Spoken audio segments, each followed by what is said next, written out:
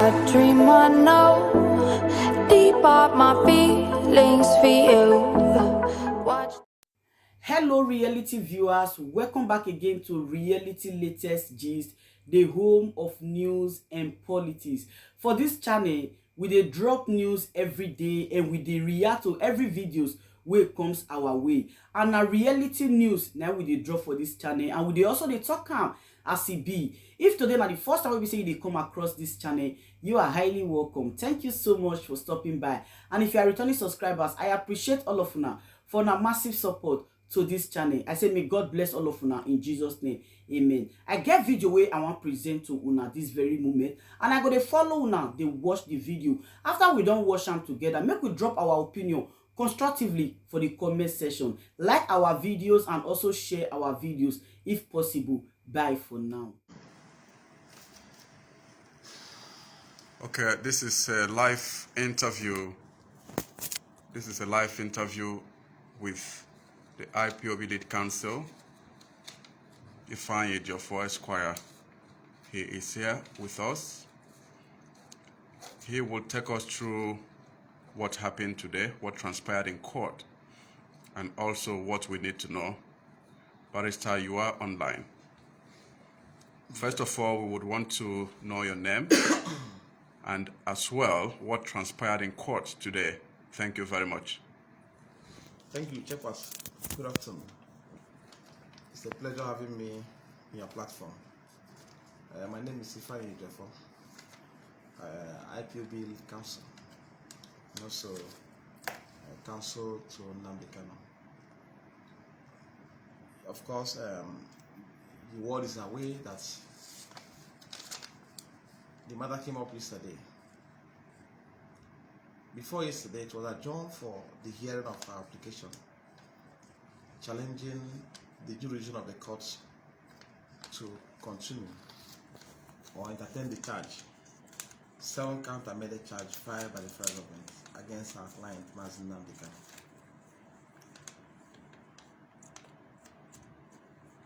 When we file this application,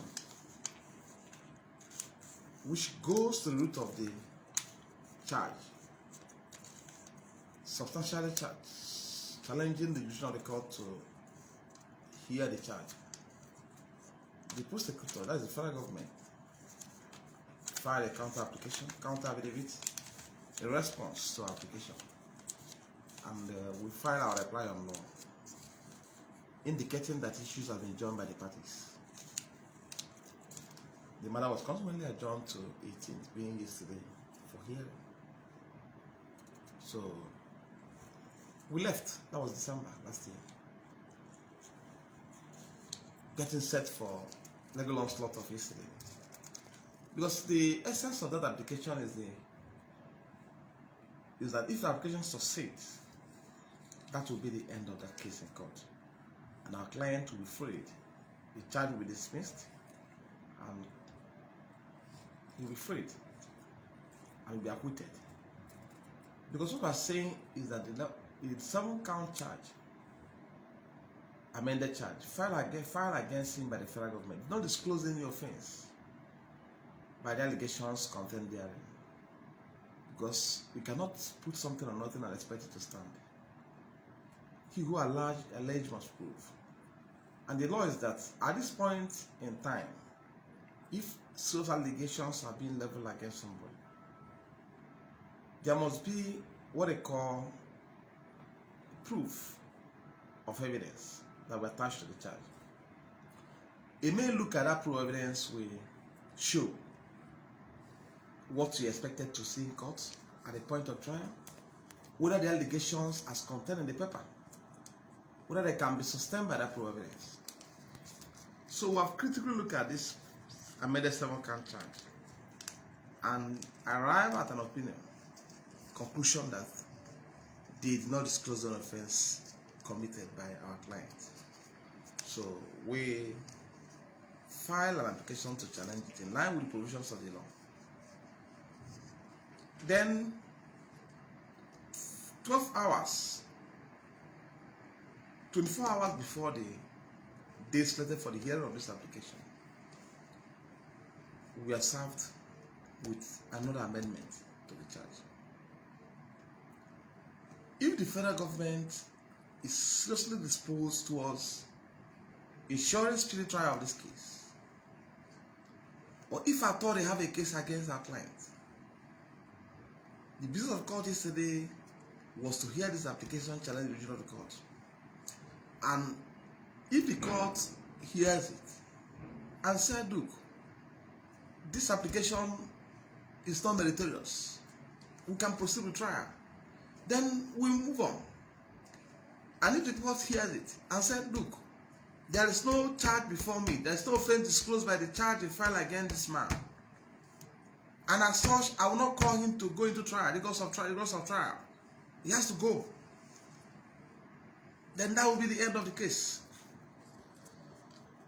But because they don't want the matter to go on, they amended their charge, filed and served us 24 hours before the date set for the hearing of the case. So in that case, it wasn't amended in good faith.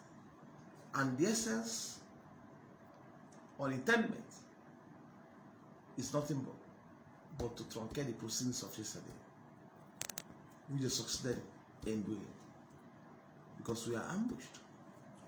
So it's an application apparently filed in abuse of court process. We're not given time to look at the charge. We're not given time to interact with our client before the date. The matter was adjourned for hearing. That was yesterday. So we said, okay, no problem. We came to court yesterday. The court was told that our client cannot take plea to the charge because this is not a banana republic. This is a country founded on rule of law, and this is a democratic institution. Justice must be done to all parties, all manner of parties. Not only be done, it must be manifestly be seen to be done to parties. We objected, and our objection was upheld by the court. And consequently, I joined the matter for him to take plea, allowing us time to have interaction with him on the extent of the charge before him. We have looked at the amended 15-count charge. That charge, the recent one they filed, is as useless, worthless as a paper you can probably as a drafting sheet paper. It's even more frivolous, more offended, more ridiculous than even this amended 7-count charge they filed, because it's for the duplicity of counts and a number of deficiencies and issues. So the entire 15-count amended charge disclosed no offense against Nnamdi. That I can assure you for sure, 100%. And we have done the needful. We are awake throughout the night. Of course, you had the SN leading us who told you when we went to bed this morning at 4 a.m. this morning. We worked on throughout the night, and they wrote about 2-page documents. That's the objection to the charge. And we were able to demystify the 15-count charge one by one. We took them one by one and sufficiently addressed it. So, and on the face of that application, the court cannot proceed. Because application is not only important, it's fundamental to the jurisdiction of the court. What we are saying is that in view of the fact that this amended 15-count charge preferred against our client disclosed no single offense was error that he has committed, that substantially bereft the court of the jurisdiction to proceed, but there's no charge before the court. So we are now inviting the court in the circumstance to examine what we filed before him, take decision one way or the other, and determine for the fall whether there's a charge before him. If the court found there is no charge, that the charge filed is as good as worthless paper, as good as drafting sheet, as good as tissue paper, the court will have the option that to do the needful by dismissing the charge in its entirety and acquit our client. So, of course, you see today the court made it abundantly clear that she will hear this application before proceeding. So that was actually what happened today. However, I wish to observe, because I want to tell you what transpired in open court, because we weren't there. There was a report of compliance, partial compliance with order of court made by the civil services. They reported compliance on aspect of some directive given by the court on the welfare of our client. They reported compliance so much that have been further prompted. Apart from the fact that the issue of his dressing was also discussed, because court mandated them that they should change his clothes. It should be changed, clothes should be changed before today's hearing. But their predicament was explained to the court and also to us before the court started. However, that should have been resolved by now, because we are making some clothes available to him. So, other issues and strategies we intend to adopt in the course of the hearing or trial, we will remain private. But I can assure you that there will be light at the end of the tunnel. That is settled. That I can assure you. So, I believe today is a good day, and of course, you can see our clients very delighted about the outcome of today's proceeding. We have no doubt whatsoever that our defense has been fortified, and there's no escape route.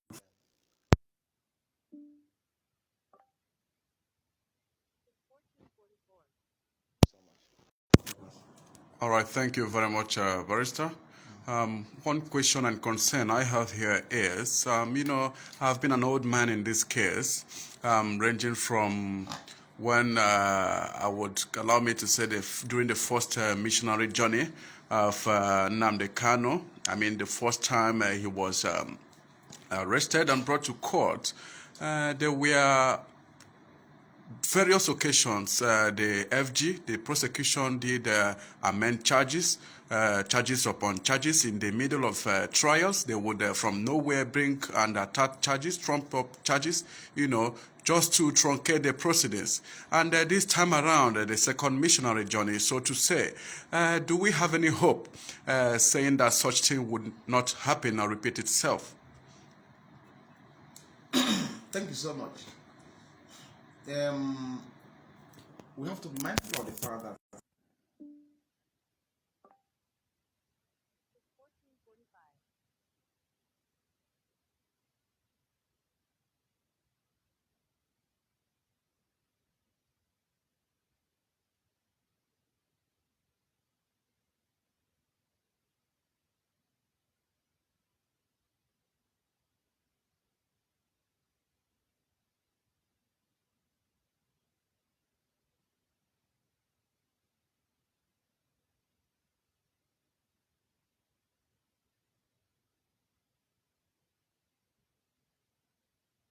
that entire schedule of the court and also the entire movement of the case. Exactly my point. And the way the defense team will not put our hands, because they want to reload us into taking taking a dimension that will please, that probably that will give them what they want. So, and we have to advise ourselves when such thing happen. We have to smart enough to understand the strategy they are adopting, which is dangerous to our case, and also to adjust to a strategy or a strategy that will assist our case. So that was why we said no, we can't proceed. Because if they had wanted them to go on, it would have gone on yesterday. If the court has had our application yesterday, probably the court would have done the application for ruling. Then or proceed for trial if the court so pleases. But they have a reason for filing this amendment at 11th hour. At 11th hour. You won't tell me that the prosecutor were not there since December last year. They were there. I don't think they traveled for this part because they were here working. If they had wanted to amend the process in good faith, they would have done that. And we have responded promptly without wasting time. So the court was that situation.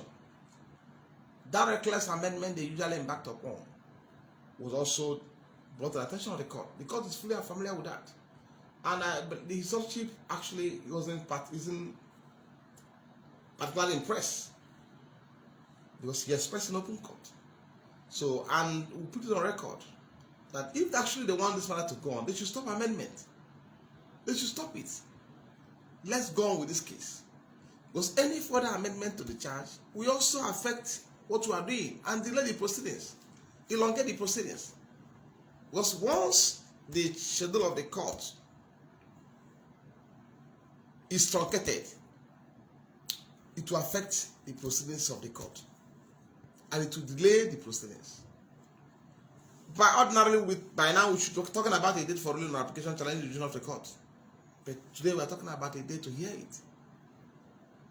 I hope they will not further amend their process and file again on 15th of February against 16th scheduled for hearing. I hope so. That's okay. I hope so. But what you know that from the antecedents, since 2015, we've been in this matter.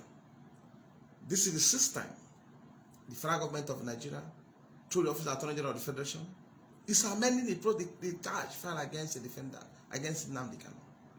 So let them hope that they will not amend further, so I can proceed. You accuse somebody of committing an offense, 5 frivolous charges in court, which the essence is just to ensure that he's detained ad infinitum. And we said no. Release him. Or otherwise, look at our application challenging the competence of the charge and also the decision of the court. Hear it. Take the decision one way or the other. Allow the court to rule. Afford the court opportunity to look at what is filed before her and deliver ruling one way or the other. Then we can take it off from there. You shouldn't continue to amend process consistently. It's not good for the administration of justice. It's not also good for this kind of trial, particularly when our client is in detention. His liberty is at stake. They should either release him, grant him bail, hear application, decide and grant him bail. Then we can come back. If you want to continue to amend, no problem. Once it's free, if you want to amend to 100 count charge, we are here for you. We don't have problem. But let him be free. Here the one we are saying that he must be released unconditionally. Here the one we are saying that the charge before you, before the file before the court, are frivolous charge, counts, that cannot even be sustained by proof evidence. Let me give an instance. Okay, I won't say this because I don't want to preempt them. I will have said something that is very fundamental to what they file, but I don't want to preempt them anymore. I won't preempt them again. That's okay. Thank you. Okay, I have 2 questions regarding this. All of the questions are connected to what happened yesterday during the court's decision. The court decided that, number one, that the Department of State Security Services allows the defendant a change of clothing, as you have just touched. I just want to ask, could there be a fine? Because it is clear that the DSS has defiantly disobeyed this court order. You know, since last year, the court has repeatedly pointed on this, and it is clear as well. The whole world is saying that Nnamdi Kanu has this clothing on since the 29th of June, when he was extradited illegally to Nigeria. What do you have to say about this, please? Okay, let me explain this in a manner you understand. This was the other court made yesterday. And of course, you are aware, by the substantive order of court on visiting Nnamdi Kanu, our client, Nnamdi Kanu, in this facility where he's been detained, we only allowed to visit him Mondays and Thursdays. And yesterday was Tuesday. And we don't also want DSS to get clothes for him. That's the point. We don't want them. We want to undertake it. The family has already done that for him. And what they are saying is that the family will not have the opportunity to visit him yesterday, taking into consideration the time the proceedings ended. So since they are coming tomorrow to see him, that they should come with the clothes. That was what I explained to the court, because obviously we don't want to give them the opportunity to go and so get a clothes for him. I don't want that. We don't want that to happen. So let me see what plays out tomorrow, because hopefully tomorrow they will make available to him the clothes already brought for him. So let me see what plays out. If anything happened to the contract, then we'll take it off from there. because this time around, of course, we heard about what happened in court yesterday. Yes. Because severally we have initiated committed proceedings against the Director General of SSS on account of gross violation of court orders, flouting of court orders with impunity. So in those two occasions, the registrar of the Federal High Court refused to sign processes incidental thereto. So apparently frustrating the process. That was made known to the court yesterday. So, and the courts reprimanded, admonished them to ensure that his or her orders are obeyed. Because the court will not be dishing out orders without orders of the court being respected. So if the courts will make an order, then establishment will not obey. Then what are we doing in court? What are we doing there? Well, that was also brought to the attention of the court.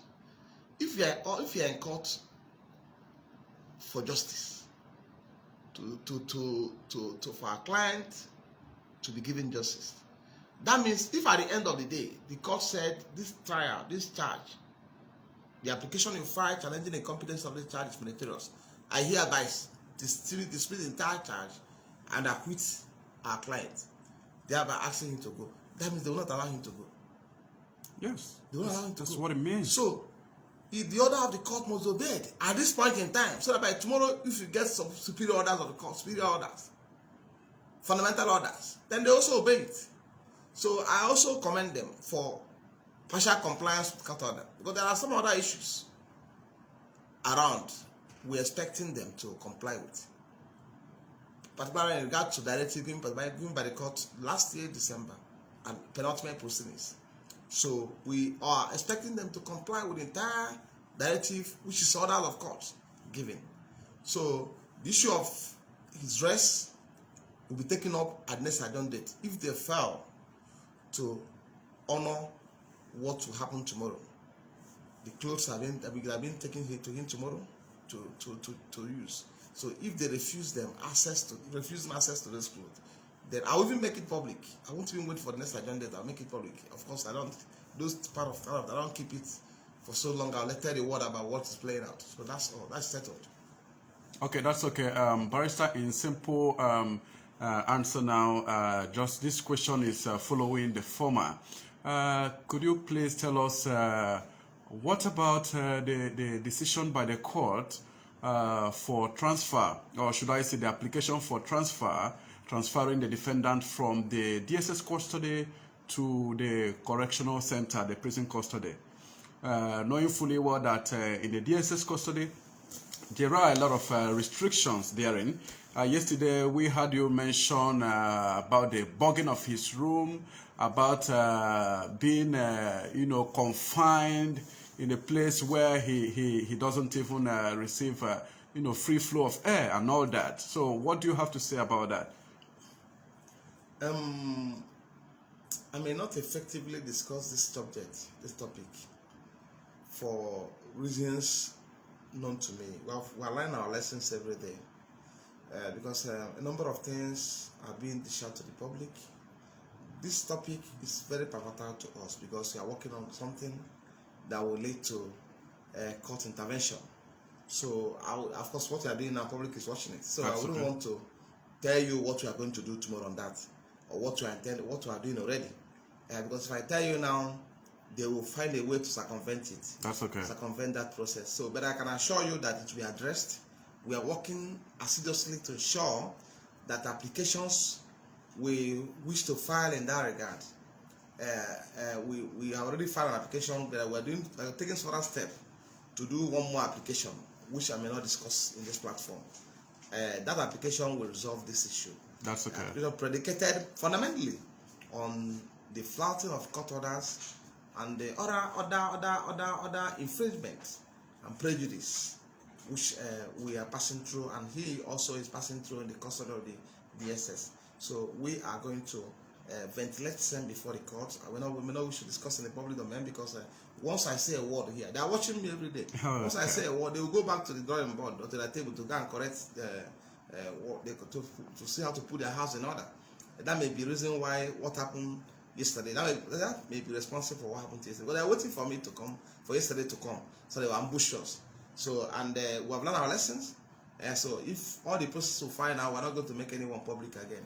So we'll keep it to ourselves. If you want anybody that wants any court process should go to court and obtain it. But for us to make process public, we'll stop it. We can't make any further process for public again. So thank you. Thank you very much, Barrister. Finally, during the court proceeding, there was also a concurrent case going on at the High Court in Abia State regarding the fundamental human right, of Mazi Nnamdi Kanu. And we also learned that there was a win-win at the other end. A lot of rewards, or awards, so to say, that was allotted to Mazi Nnamdi Kanu and all that. Could you please tell us, is there any way this win-win could be a stepping stone or a green light or whatever favor to this case at the Federal High Court, Abuja? Thank you so much. We are delighted to hear about, to receive the news of the judgment. In my own, I commend my colleague who also is in the matter, who has been following up on the matter, handling the matter. I commend them. It's a fundamental right action. The court also, the most interesting part, which I fashion, is the fact that the court, in its wisdom, condemned in its entirety the illegal invasion of Mazi Nnamdi Kanu premises. He had bloody onslaught in his house, killings, and attack, and consequently directed the federal government to tender apology to him. Because what I'm saying is that there's no amount of money you pay to, amount of damage you are what to Nnamdi Kanu to probably to compensate him for what has taken place, for the lives lost in his house, and also for the damage done to his premises. And also, do you know you have killed him?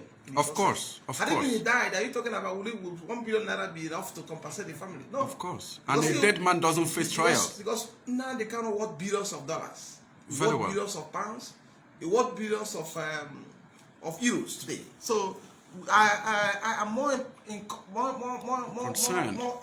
home with the fact that the court condemned that invasion and the attack and the killings that took place here, and also directed the federal government to tender apology, just like what happened in my house when the court also issued awarded them. I'm not concerned about damages awarded against the security agents that invaded my house. Having recognized there was something, but in fact that the court condemned the invasion of my house, the killing, the carnage there.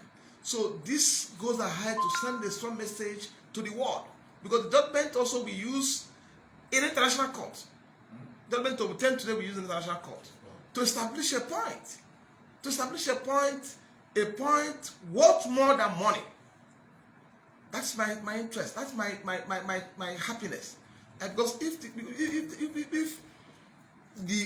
the courts, the judiciary is not checkmating these excesses of the security agents, the courts not checkmating them, then they will continue unabated. I can assure you that if this judgment are obtained just last month, December 2nd, against the people that invaded my house a year after, was delivered before June 6th, 2021. My house, they will not come to my house again to kill my PA and bond him. That second invasion would have taken place. But because they came the first time and succeeded. The second time they came again. Nothing happened. But by virtue of the fact that the court has made a pronouncement, the invasion of Mazi Nnamdi Kanu premises in the manner they did, killings that took place there, where over 28 persons were murdered in cold blood. Innocent people, people who are harmless, were murdered in cold blood, is condemnable. It's a crime against humanity. Of course. And consequently directed the federal government to tender apology. It goes a long way. It goes a long way to tell them that there is a serious problem for them before the international court and before the criminal court is too. So, and I believe that the security agents will learn their lesson and operate within the confines of the law establishing the agency, because they've been so vicious, they've been so lawless, they've been so reckless. See what happened in court today. But see what's happening in court today. The situation outside the court was peaceful, because I have constantly admonished people who are coming in solidarity to identify with Nnamdi Kanu. His fans, his supporters, his followers who are coming there to be civil, and they have consistently been civil.